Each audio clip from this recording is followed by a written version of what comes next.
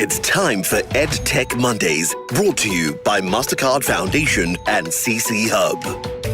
Welcome to another episode of the EdTech Mondays Nigeria show, a platform that facilitates critical conversations on the use of technology for teaching and learning. I am Chinyelu Akwa, your host again, and it's great to be back here today. Last week, we began the conversation on technology for accessible and inclusive education. And with me last week, we, had some introductory conversations, on what it actually means for when EdTech can support inclusion and accessibility. This week, we'll be taking the conversation a little bit further, and we'll be exploring ways with which technology can support learners with disabilities.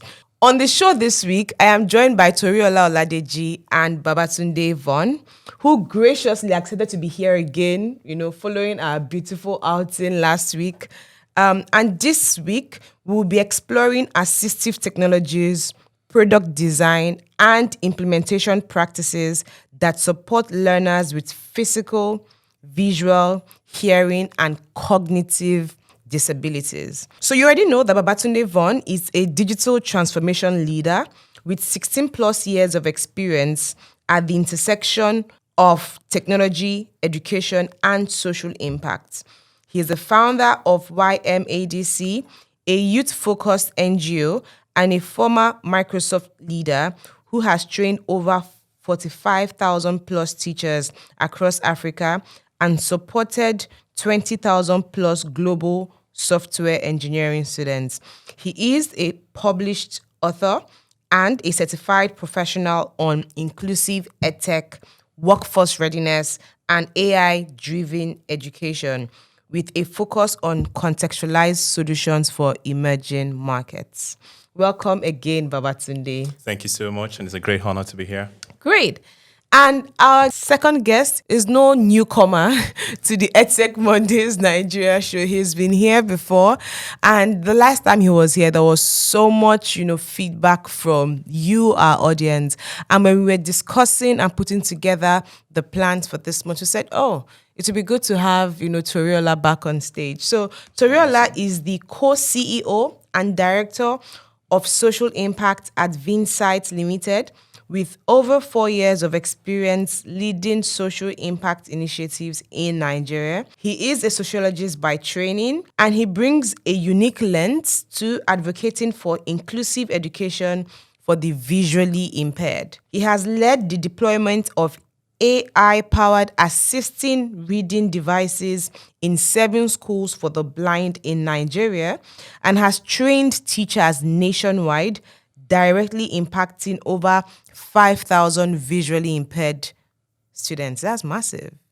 So welcome, Toriola. It's good to have you back on the show. Yeah, it's actually good to be here again. And it's also good to come and, speak and, tell the world about, assistive technology and, the world of visual impairment. Yeah. Great. So let's dive right in. I'll start with you, Toriola. I know that some point last year you were here and you let us know, you took us into the world of Vinsighte, and what Vinsighte was all about. But I know that we've had now more people who listen, to the EdTech Mondays Nigeria show. So I believe this is an equally good time to hear about how Vinsighte is bridging learning gaps for visually impaired students through technology. Basically, what does Vinsighte do? Okay, so pretty much Vinsighte is a digital EdTech startup that uses artificial intelligence technology to aid the visually impaired to read books independently. And you might be wondering how we do this. It's quite simple. So we designed a solution known as Vices, which uses your camera of your phone to capture the text of your book and convert this text to audio output for the visually impaired to listen to. So pretty much it's simple. 3 easy steps. Pick your phone, capture the book, and the book reads, the phone reads out to you and you listen to it. So pretty much that's how we help people that are blind to read books. And the way you've said this, it just seems very easy to implement. Is it as easy as that? So any visually impaired person can pick up your solution. So they download from a Play Store? Yeah. App So Store? pretty much it's available on the mobile store, the Android mobile store and the iOS app store. So they just download it on their phone and they sign up. Okay. And then once they have their TalkBack activated, so TalkBack is a feature on every mobile phone, both Android and iOS, that once it's activated, a visually impaired person is able to, effectively use that phone. So once you have that turned on, you're able to navigate around the app. You're able to easily capture the text of your book and it reads out to you independently without stress. So this is really interesting. And I'd ask, for someone who is not visually impaired, right?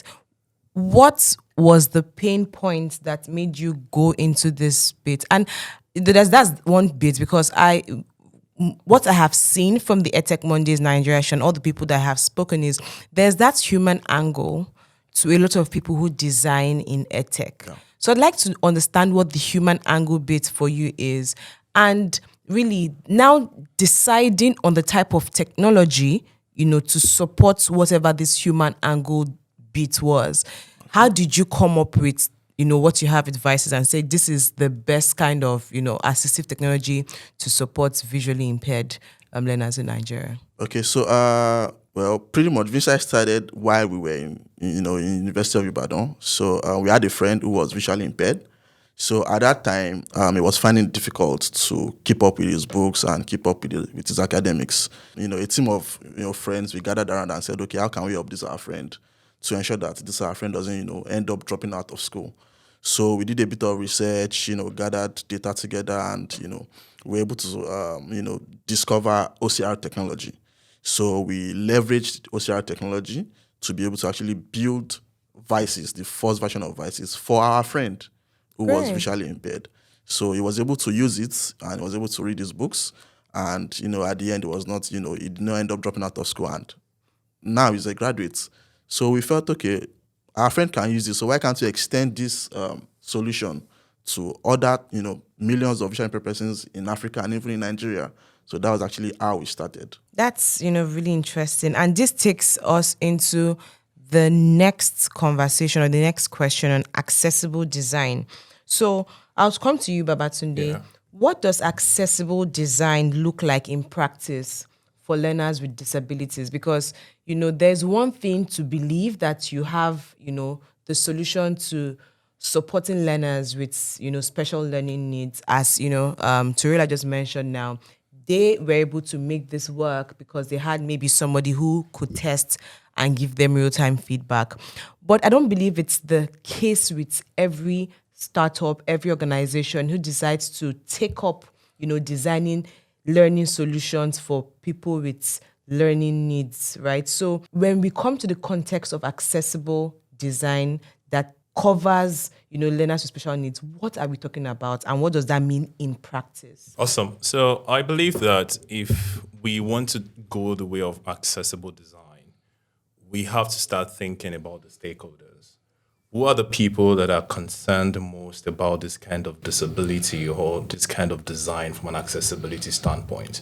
Now, in many cases, empathy can help you to understand and connect with how people feel about a particular disability.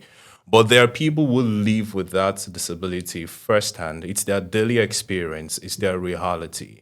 And I say to people that when you are designing in the room, you need to get stakeholders involved from the human, and that's what human-centered design is all about, right? Your stakeholders need to be there, and this would include teachers that are going to use this technology or that will be helping these people to use the technology, the people that actually would use that technology themselves. Parents are also very important because the parents would provide, or guardians, they provide the support, the first level support to the individuals that are affected. But they have not put in any input. Because they haven't put in any input, it's going to be very difficult, to be able to understand how the best they need to use it. So accessible design needs to consider these individuals as key stakeholders, and they need to be involved in the design process, in the room, when you're designing, not when you want to start testing. Great. So we need to have the different stakeholders. You mentioned the teachers, people who would support in deploying the solutions. Then we have the people who need them. So the learners with special needs themselves. Absolutely. Their parents, right? And their Absolutely. guardians. How easy is it to get all these people into the room? Because it's when you have people like Toriola that are building, right? And they come and tell a parent, oh, I'm building this solution. Toriola, is it easy to get all those people into the room when you're trying to build? Is it easy to get these people into the room? Well, Are there I would say- pushbacks? Are there, they're like, oh, I don't think this is going to work from the beginning, and they don't believe they want to be involved in it? So I would say the first step is it's not so easy, especially on the part of the parents, because sometimes parents are also trying to not accept the reality of the awards. For instance, let me speak in the world of visual impairments. So they've not accepted that full reality that okay, this my child is visually impaired, and I need to do everything possible to ensure that this my child is not disenfranchised. This my child is not left out. So I think the first step is trying to let the parents or the guardian understand that okay, this is this child's reality. So this has happened. So we have to look for every possible solution to ensure that this child have access to solutions that help them to live better lives. So after convincing the parents, then it's now much more easy for the parents to invest their time and even their money, in getting access to those tools. So I think that's what I think. Yeah. Austin, do you have anything to add to Yeah, that? I think there are also communities. People can go to schools. For me, one experience that really created that shift, I went to, I think, Pasali School of the Blind, somewhere in Sirulere. And I saw firsthand how people who had visual impairments, and some of them even had like intersectionality of this kind of disability, right? Some of them were not just visually impaired, some of them also could not really hear, right? So that's double. So I saw how people use Braille and they were using their fingers to actually reach through stuff and they were creating things. So now, if you go into such communities and go into such spaces, you get to see these people firsthand. The teachers there speak to you firsthand, and the feedback that you get from there would give you substantive data to work with, because data is also very important. You get to see the numbers, you get to see how many people can be impacted, how these people are impacted, how it impacts them, and you get to see how that technology can now be implemented on a scale by scale basis.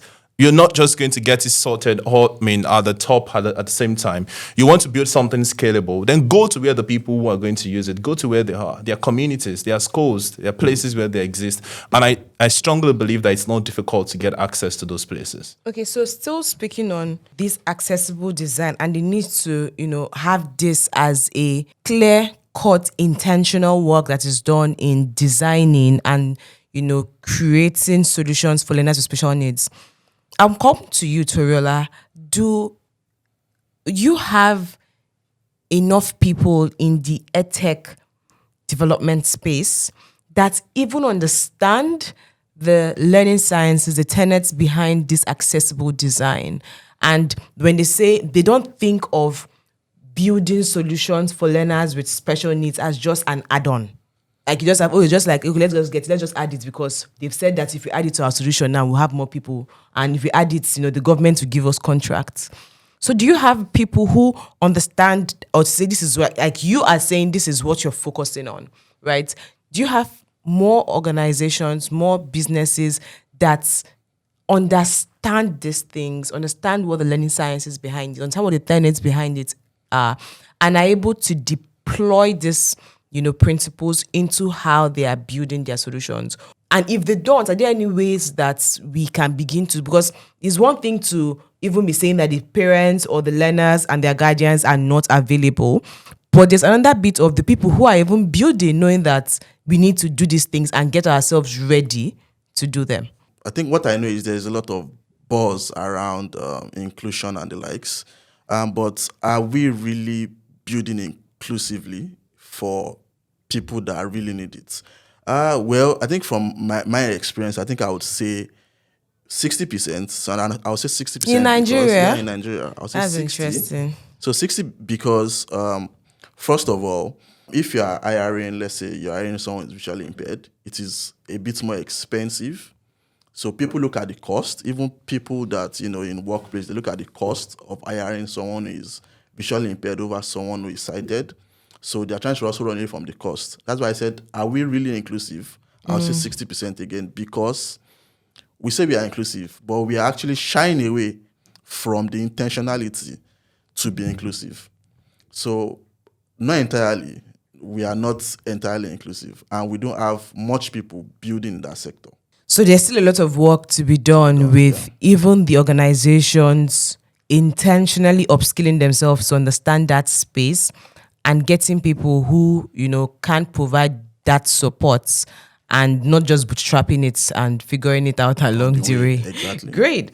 So now, what are some of the common challenges that I'll speak to you, Babatunde, because you have worked, the work that you do in social impact. What are some of the challenges that you have faced in deploying inclusive EdTech, for learners with special needs? I think one of the biggest challenges so far is capacity development of educators that are probably going to be using that technology, right? It's one thing for you to design a product and go and sell it. But what about the people that are going to use it? How are they going to use it? So the support is one challenge, because it's not just access. Engagement is important. Support is also very important. So one of the biggest challenges is teacher capacity development. The second part is data, because we are not doing so much work with data collection right now. So you are not able to assess the impact of those accessibility interventions to know if they're working well, or if you need to upgrade, or if you need to change in some way. If you deploy to a school, right, or you deploy to a particular place, you need to also get the data and the feedback, and that helps you to know where you need to improve. Now, there's also the cost part of it, because to be very honest, right now, there is no really strategic leadership from a government standpoint, scope or framework about accessibility standards. I think Kenya is the only country on the African continent that has sort of put an accessibility act forward 3 years ago. Now, what that means is, and they were saying that for every ICT product that has been designed or developed, it must meet certain accessibility metrics, right? Whether it's online, whether it's on tab, whether it's on platform, whether it's offline. So what I'm trying to say with that is, because you also don't have that kind of executive push, it's a challenge, because you need that from a policy standpoint, right? You also have the funding constraints as well. And the funding constraints also now goes back into how people develop. Because many times people develop these solutions because they see it as something about compliance, or let us go like what Toriela. So it's like a carrot and stick approach, whereby if you don't do it, we won't give you money. If you do it, we'll give you money. We need to start seeing it as an opportunity for invention, as an opportunity for innovation, right? So those are the challenges. There's a mindset part of it. You also have things around stigma. What Toriola said, some people still just feel like there's a kind of stigmatization, or this person is Down syndromic, or it's this way, or this person has this challenge, is this way, right? So we need to get rid of stigma. We have to start seeing people who have disabilities as individuals with special abilities. Because if you see it that way, there's a mindset shift. We look at them differently. We don't see them as a liability that we need to fix. We begin to see them as people that we have to build with, not necessarily just building for, right? So just to summarize, stigma needs to be addressed. Funding is something that we need to look at. We also need to look at it from a policy level, from a government standpoint. Push for standards. Let there be accreditation for EdTech tools that meet certain accessibility metrics. Invest in teacher capacity development. Those are areas where we have challenges. And I think if we can strategically look at those areas, we'll be going further than where we are right now. Yeah, thank you. And something notable from what you have said, you balanced it out, because if you say, government provide funding and they don't put in the standards bit, it would be that situation you mentioned with the carrot and stick approach, where people are building just because they're going to get money. But when there's a situation as what you mentioned in Kenya, where you have that Accessibility Act and you're required to provide a minimum requirement for an EdTech solution or any technology solution. But now, since it's EdTech, an EdTech solution is supporting learning, and we want to see what the special learning needs component of that solution is, I believe that we would have less pushbacks or less bottlenecks in how we're able to deploy inclusive EdTech solutions for learners.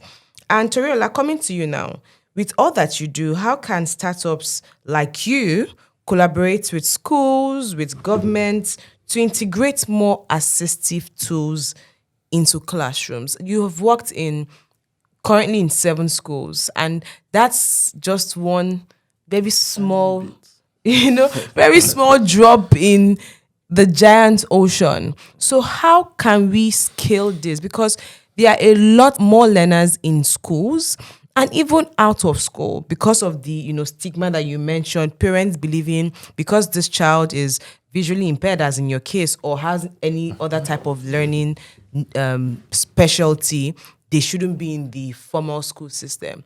So what type of partnerships do you think you need to get into, and people who are working, EdTech organizations are working in this special learning needs category like you need to begin to look forward or look for to get you access? Because you're not playing in the regular field. If we decide to do a showcase or a festival where we are bringing in people to experience learning solutions, you won't typically find a learner with a special learning needs in that mix, right? Because it's a crowd. So it's a more, niche and I dare say difficult situation for you. So what partnerships would help people like you scale? What type of conversations and boosts from, sector players would help you thrive? Okay, so I think the first thing is, founders and the government especially need to start seeing people with disabilities as inclusive. For just see them as a part of the society, not as a different segment of the society. So I think that is the first thing that needs to be done. Because, for instance, not usually you're supposed to have inclusive schools, but we have schools for the visually impaired separate from regular schools. So most times when there are interventions from the government, they come to those other schools. They don't get to those, segmented schools. So I think the first thing is desegment, inclusive schools and make them, inclusive to all other schools. Then founders who are building EdTech solutions for, disabilities can now come to those inclusive schools, and then the government can now invest in that inclusive school. So because I think another thing is the government is also trying to ensure that everything they do is at scale. So for instance, you have a school for the visually impaired, they are just maybe 100. Government would prefer to go to a school where you have 500 or 1,000 people because it speaks more to their impact. Yes, and numbers so, game. And the number, yeah, exactly. So if we have these, disability persons in inclusive schools and, they make up that large number, it's easier for the government to just come to those schools and do their interventions. So that is also easier for founders to also partner with the government, through public-private partnership and, make solutions available for those schools. So that's what I think here. Button, anything to add? Yeah, I think pretty much that's it. Nothing extra to Great. add. And as we begin to round it up on this, episode, what we have seen is that there are several levers to how we can make, inclusive education work for learners with disabilities, right? Learners with special learning needs, right? And there's a bit about the willpower from people who are innovating, seeing it just not as a nice to have, but something that is really, really needed. As Turiola said, you can't stop thinking about them as a different group of people, but people who have special abilities, as you mentioned. There's also the bit about the parents and helping them, understand. Then there's the funding restraints and the lack of an accessibility policy that supports people who now say, let's build and give them standards to build. So closing this out, what would you like the government to do? Now, what is the role of policy? What would you like them to do as an affirmative action towards inclusive EdTech in Nigeria? Parting words, please. I think set up committees, yes, not just committees, but set up actual committees that want to investigate what are the core challenges. Because before you go to policy and coming up with policies, you need to also be able to understand how this policy will impact people and how you're going to scale on what you're doing. So I think the Accessibility Act is something important that we have to look into ICT products, maybe from Ministry of Digital Economy, Ministry of Education, and other stakeholders that are involved. That's something that is very important. And it should be seen as an opportunity for innovation, as an opportunity for also exporting what we build on the African continent, not just for Nigeria, building it and exporting outside of Nigeria, outside of the continent, and making sure that when such platforms are established or such committees are established, we also agree on what the roadmap would be. How are we going to be tracking it? What do we want to look out for as success metrics in the next 2, 3, 4 years? I think that's the way the government should actually look at it at the moment. All right, Turiola. NIDA, for instance, they support technology solutions, right?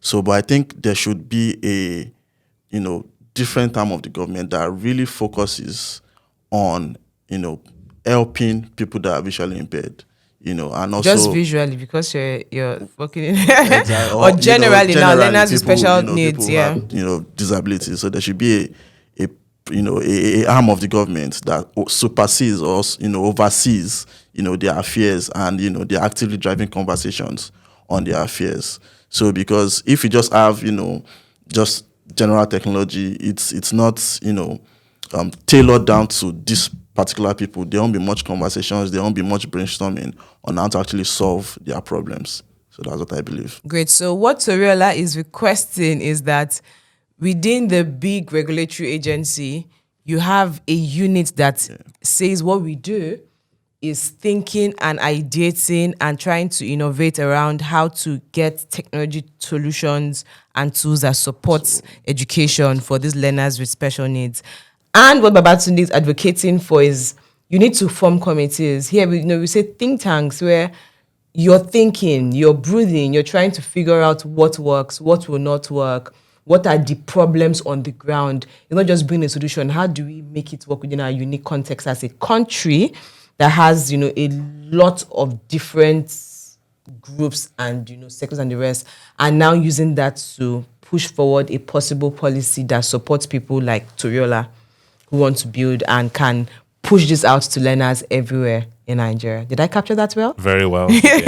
So thank you so much, you both, for joining us on the show today. And to you, our listeners, would like to hear from you.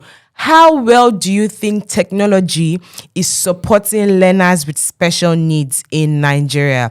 Are you a parent of a child that has a special learning need?